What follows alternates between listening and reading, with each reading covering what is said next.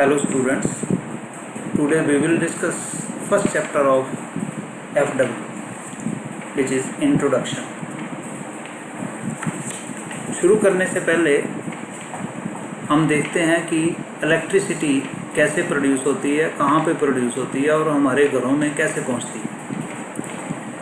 हमें पता है कि इलेक्ट्रिसिटी को जनरेट करने के लिए पावर प्लांट होते हैं।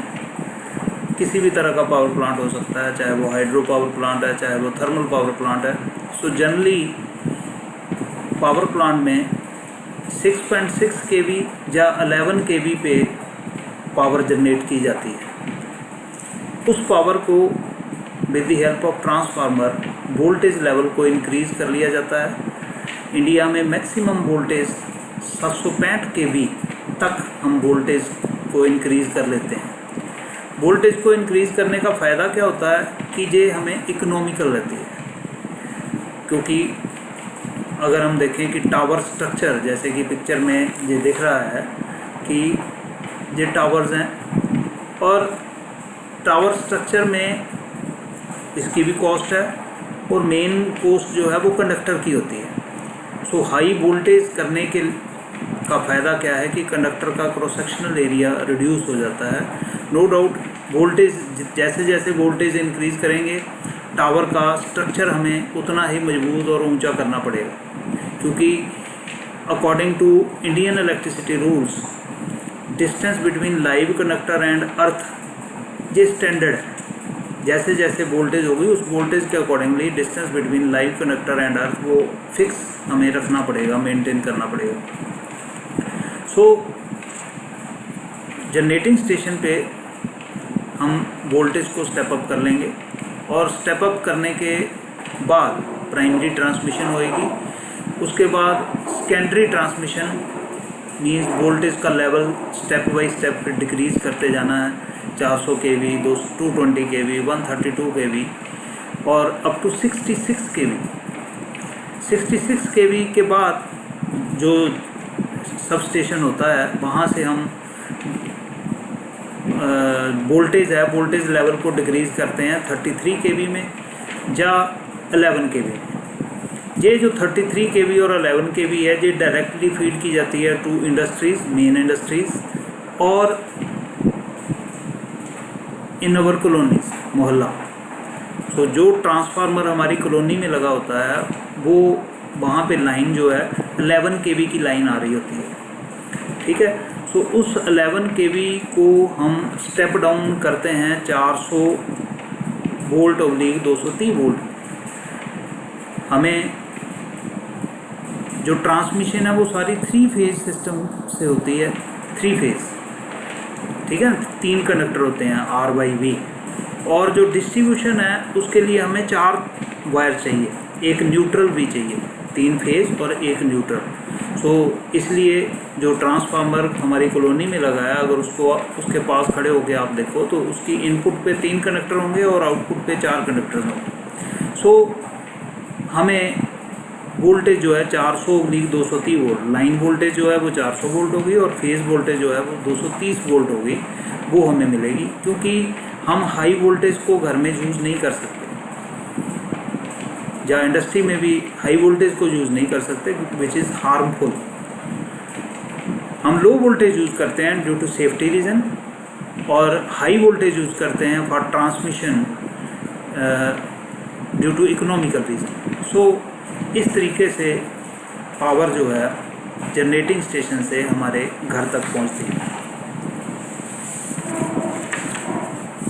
डिफरेंट फॉर्म्स ऑफ एनर्जी, हम किस किस फॉर्म से एनर्जी जो है जनरेट कर सकते हैं। ये कुछ फॉर्म्स दी हुई हैं: solar energy, wind energy, tidal energy, chemical energy. Solar energy, this can be a major source of power. Solar photovoltaic cells होते हैं जो कि डायरेक्टली सोलर एनर्जी को इलेक्ट्रिकल एनर्जी में कन्वर्ट कर देते हैं। ऐसे ही विंड एनर्जी है, विंड मिल्स लगानी पड़ती हैं। विंड मिल्स क्या करती हैं कि जहाँ पे भी हवा कॉन्टीन्यूस हवा चलती हो, जे वहीं पे हम लगा सकते हैं। ज़्यादातर समुंदर के किनारों पे जे विंड मिल्स लगाई जाती हैं, तो वहाँ पे हवा जो है कॉन्टीन्यूसली उसका प्रेशर रहता है। सो विंड मिल ब्लेड्स घूमते हैं, उसके साथ टरबाइन कपल की होती है, टरबाइन चलेगी, टरबाइन के साथ अल्टरनेटर कपल किया होता है। सो विंड मिल से हम इलेक्ट्रिसिटी जनरेट कर सकते हैं। ऐसे टाइडल एनर्जी, समुद्र के किनारों पे टाइड्स आती हैं, उन टाइड्स से हम इलेक्ट्रिसिटी जनरेट कर सकते हैं। उसमें छोटा सा बांध बनाया जाता है समुद्र के किनारे के ऊपर। सो जैसे टाइड आती है तो टरबाइन मूव करेगी, जैसे टाइड वापस जाएगी तो टरबाइन मूव करेगी। सो जब तक टाइड्स चलती रहेंगी तो टरबाइन जो है वो मूव करेगी। सो टरबाइन मूव करेगी तो अल्टरनेटर मूव करेगा, सो इलेक्ट्रिसिटी जनरेट हो जाएगी। Chemical energy, this energy source includes augmentation of efforts of the development of fuels and battery. In such a system, a cell combination of cell capable of generating an electric current by converting the chemical energy of a fuel directly into electrical energy. So chemical energy is converted into electrical energy. So हम battery और जो कि combination of cell होती है उसके through इस energy को convert कर सकते हैं। कमर्शियल रूप से जो हम फॉर्म्स यूज़ करते हैं उसमें फ्यूल्स में जैसे कोयला है, लिक्विड फ्यूल है, गैसियस फ्यूल है। तो इन फ्यूल्स को यूज़ करके हम इलेक्ट्रिसिटी कमर्शियल रूप में जनरेट करते हैं, जैसे थर्मल पावर प्लांट है। इसके अलावा वाटर को यूज़ करके हाइड्रो पावर प्लांट की, जैसे हिली एरिया में हम डैम बना के पानी को रोक लेते हैं और उस पानी से को थ्रू पेन स्ट्रोक टरबाइन्स के ऊपर छोड़ा जाता है और टरबाइन रन करती है तो नेचुरली अल्टरनेटर रन करता है, सो इलेक्ट्रिसिटी प्रोड्यूस हो जाती है। ऐसे ही बायोमास एनर्जी है। सो जो डिफरेंट फॉर्म्स हैं जिससे हम एनर्जी को कन्वर्ट कर सकते हैं एक फॉर्म से दूसरी फॉर्म में, सो इलेक्ट्रिसिटी जनरेट कर सकते हैं।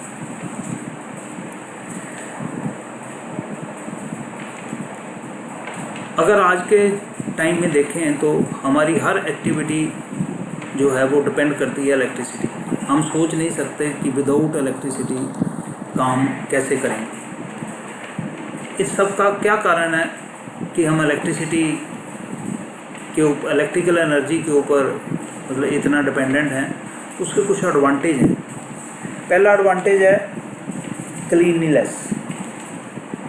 It is very much clean than other form of energy. कोई भी अगर दूसरी फॉर्म देखें, जैसे सपोज हम सर्दियों में हीटिंग के लिए अंगीठी यूज़ कर लेते हैं, तो उसमें कोयला जलता है। कोयला जलेगा तो फ्यूम्स भी प्रोड्यूस होंगी, कोयला जलेगा तो ऐश भी प्रोड्यूस होगी, धुआं भी निकलेगा। सो वो एक क्लीन फॉर्म नहीं है एनर्जी की। हीट तो हमें मिल गई, वही हीट हम हीटर से ले लेते हैं तो इलेक्ट्रिकल एनर्जी यूज़ करके, सो वो क्लीन एनर्जी है। दूसरा है easily converted. It can be easily converted into any other type of energy. Third, economical. So it is cheaper than other form of energy. Fourth, easy to transmission. So its transmission over a long distance through conductor of suitable size is very convenient and efficient. So हम transmission और distribution जो है वो easily through conductors हम कर सकते हैं। easy to handle and operate. इसको हैंडल करना मीन्स इसको स्टार्ट करना, बंद करना बड़ा easy है और ऑपरेशन जो है इसका बड़ा सेफली हम इसको हैंडल कर सकते हैं। फ्लेक्सिबल, हम इलेक्ट्रिसिटी को किसी भी कोने में with the help of conductor पहुंचा सकते हैं। So it is A flexible form, क्योंकि जहाँ पे भी हमें रिक्वायरमेंट है वहाँ पे हम कंडक्टर ले जाके वायर्स डाल के इसको वहाँ तक लेके जा सकते हैं। नो फ्यूम्स और पॉइजनस गैसेस, जैसे मैंने पहले बताया कि इस फॉर्म को अगर यूज़ करते हैं तो कोई भी फ्यूम्स या पॉइजनस गैसेस रिलीज़ नहीं होती। प्लेजेंट एंड डेकोरेटिव लाइट्स, सो जैसा हम देखते हैं कि कोई भी त्यौहार हो, कोई भी फंक्शन हो, तो हम डेकोरेटेड लाइट्स के लिए लड़ियाँ लगा लेते हैं, सो जो कि हमें बड़ा अच्छा लगता है, प्लेजेंट लगता है। सो अगर इलेक्ट्रिकल एनर्जी हम यूज़ कर रहे हैं तो वो चीज़ हम इस्तेमाल कर सकते हैं। नेक्स्ट है टाइप्स ऑफ इलेक्ट्रिक करंट। दो तरह के करंट हैं, एक डायरेक्ट करंट, एक alternative current, DC and AC.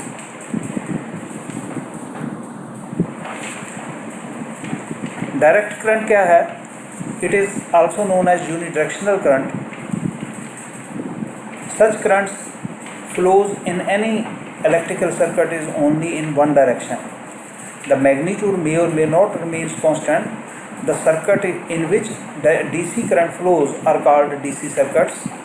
The path taken by the DC current must be complete, otherwise there will not be any flow of current. जैसा कि हम इस फिगर में देख रहे हैं कि एक रजिस्टर लगा है, ये बैटरी लगी है, सो अगर पाथ कंप्लीट होगा तभी ही करंट फ्लो करेगा। ये एक कंपल्सरी इसकी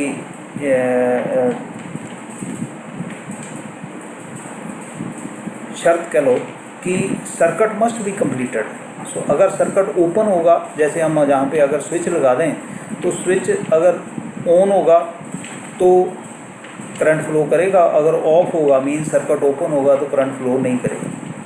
तो जैसा हम इसमें देख रहे हैं कि magnitude of current is constant and direction is also constant. So direct current जो है it is also known as unidirectional current. So ये इस वेव डायग्राम से भी पता चल जाता है इसका कि it is a straight line, जो कि क्या रिप्रेजेंट कर रही है कि इसका magnitude as well as direction is constant. और सर्किट में अगर देखें तो जहाँ पे डीसी सोर्स लगा है, सो जहाँ पे बैटरी लगी होनी चाहिए, सो बैटरी अगर लगी है इस सोर्स में तो करंट जो है एक डायरेक्शन में फ्लो करता है। जैसे हमने शो किया है कि positive terminal of battery to negative terminal of battery currents flows.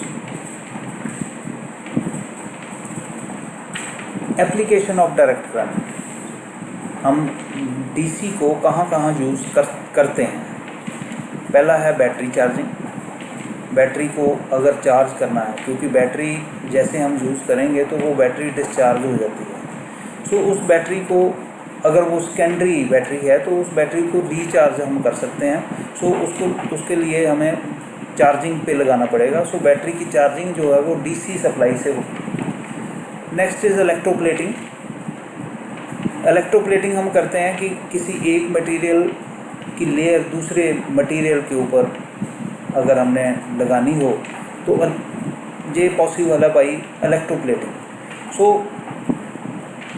ये हम करते हैं कि ताकि कोई मटेरियल को रस्ट से बचाया जा सके, या उस मटेरियल की कंडक्टिविटी इम्प्रूव करनी हो तो हम एक अच्छे सिल्वर की प्लेटिंग जो है किसी भी मटेरियल पे कर सकते हैं, तो उसकी कनेक्टिविटी भी इंक्रीज़ हो सकती है। सो इलेक्ट्रोप्लेटिंग करने के लिए हमें डायरेक्ट करंट की ही ज़रूरत है।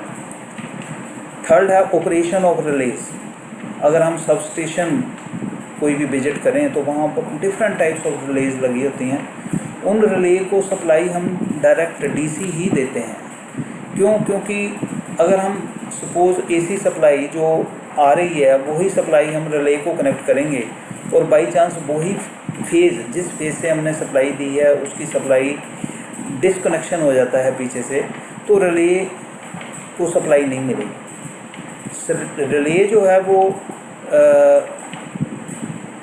फॉल्ट को सेंस करके आगे मैसेज देती है सर्किट ब्रेकर को कि सर्किट ब्रेक करना है या क्या करना है। सो अगर रिले को सप्लाई नहीं मिलेगी तो नेचुरली वो मैसेज पास ऑन नहीं कर पाएगी। So it is very important कि सब स्टेशन में जो बैटरी रूम होता है उसको heart of the sub station कहा जाता है। इतना इम्पोर्टेंट है कि अगर वो सब स्टेशन फंक्शन तभी करेगा अगर वहाँ पे बैटरी अवेलेबल है। सो बैटरीज़ के थ्रू हमने रिलेज को सप्लाई दी होती है।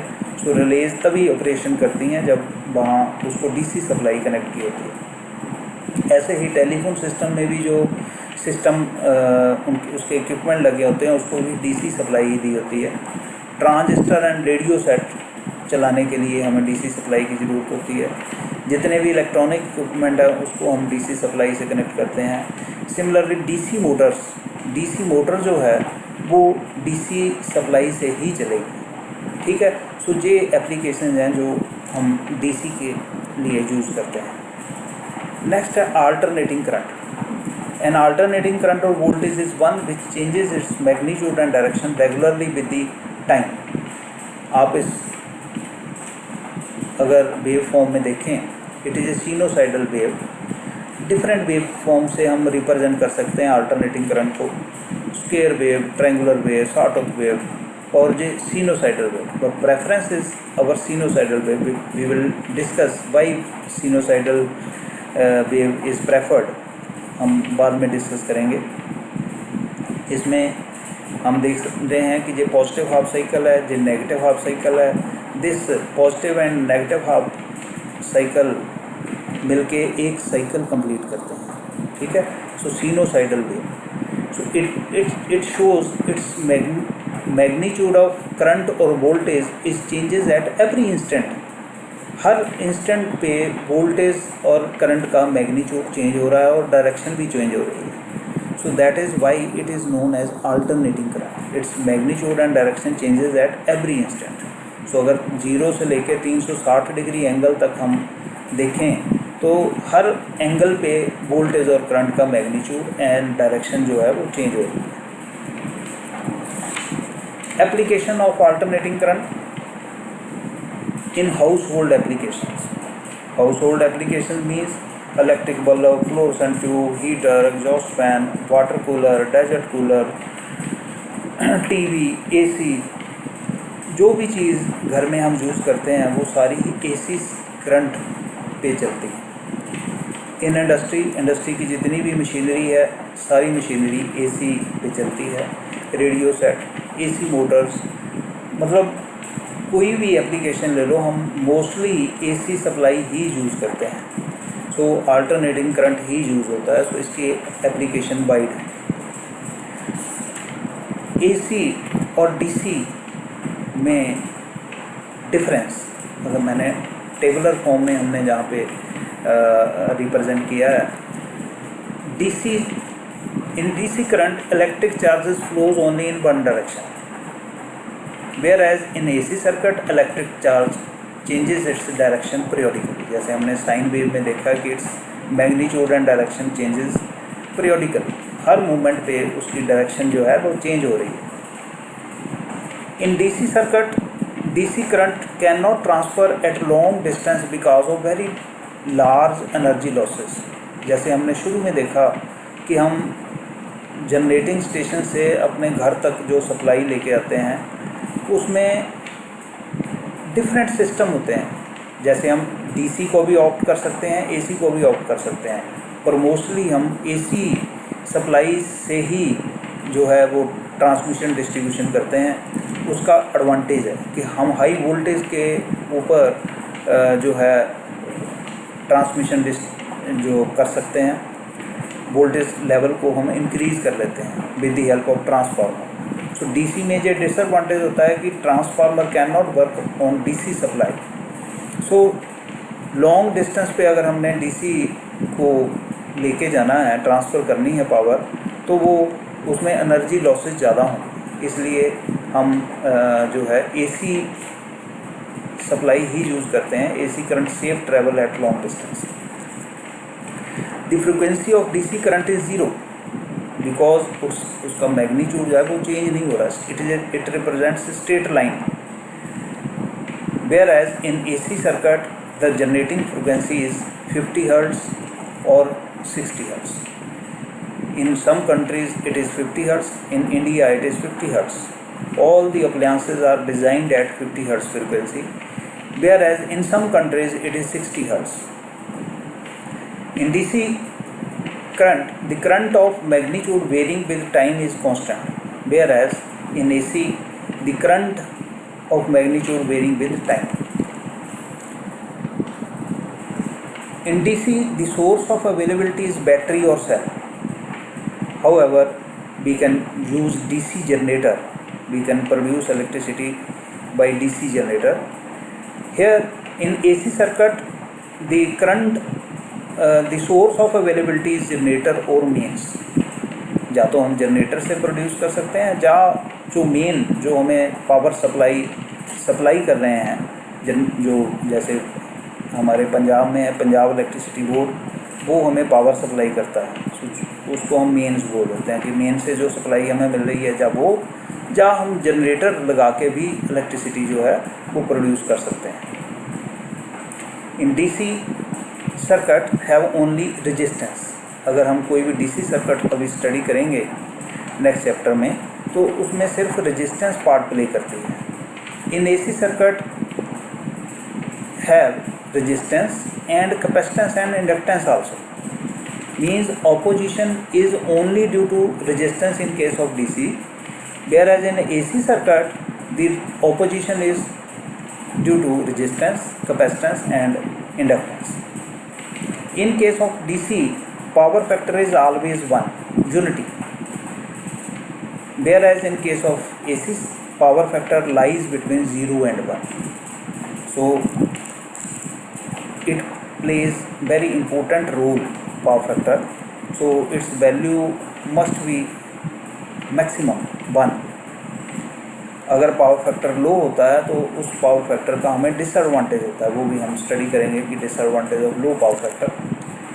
It's waveform are pure and pulsating in case of DC, whereas in case of AC, waves are sinusoidal, triangular, square, quasi-square wave, etc.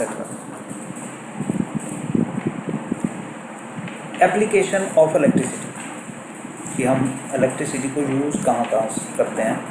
सो सबसे मेन जो इसका इम्पोर्टेंट एप्लीकेशन है वो है लाइटिंग, कि चाहे वो घर हो, चाहे वो दफ्तर हो, चाहे वो इंडस्ट्री हो, हर एक जगह हमें लाइटिंग की ज़रूरत पड़ती है, तो हम इसको लाइटिंग के लिए यूज़ करते हैं।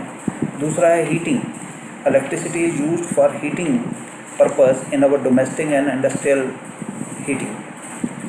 Third, welding for making big joints of metal, welding transformer or welding generators are used.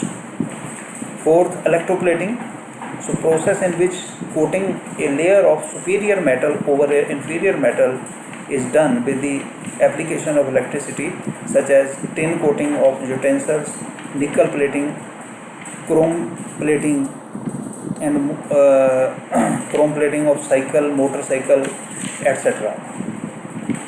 Next is communication. Electricity also plays an important role in communication system. People can communicate with one another within minutes or seconds, not only in India but abroad also. The various communication system are as telegraph, telephone, radio and television, teleprinter and computers. Next is transportation. Electricity is also being used in transportation purpose. Electric trains are used for the movement of goods as well as people from one place to another. In fact, all vehicles playing on road, land, sea or in air need electricity for their operation and control. Modern industry, electricity is being used in heavy as well as in light industry for speedy production with the utmost economy. Electric motors. Electricity is used for running electric motors for our domestic use, industrial use and for civil engineering purpose. These are also used in irrigation process. Next is entertainment.